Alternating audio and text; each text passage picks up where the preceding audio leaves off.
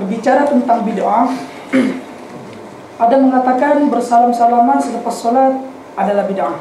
Adakah ia benar, Ustaz? Jawapan ringkas, benar.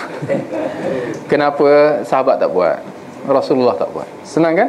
Mudah kan, insyaAllah. Kalau kita dah ada asas, ia akan memandu kita sampai kita mati. Asas-asas yang cukup jelas, bukti-bukti yang cukup kuat. Nabi tak buat.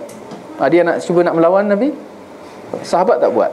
Yang lebih hebat daripada sahabat, ya, ada sahabat lepas salam, Assalamualaikum warahmatullahi, Assalamualaikum warahmatullahi.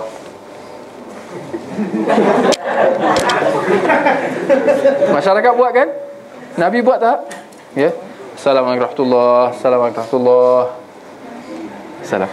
Oh, dah lepas salam baru nak dah lepas salam, dah habis salat, baru nak salam aku. Sebelum solat tak nampak aku ke? Ini nak kata kekeliruan juga.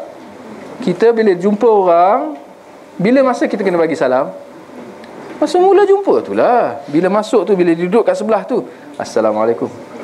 Tapi kita melihat masyarakat, salam pun tidak. Dia berjabat tangan sahaja. Itu bukan salam. Jadi soalan tu pun tak betul juga.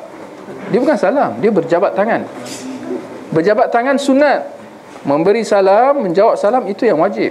Itu yang dianjurkan. Jangan keliru. Maka akhirnya kita mendapati apa yang dilakukan oleh masyarakat, tunggang terbalik, tak kena tempat. Dari segala seginya. Kan? Boleh faham insya-Allah. Ya.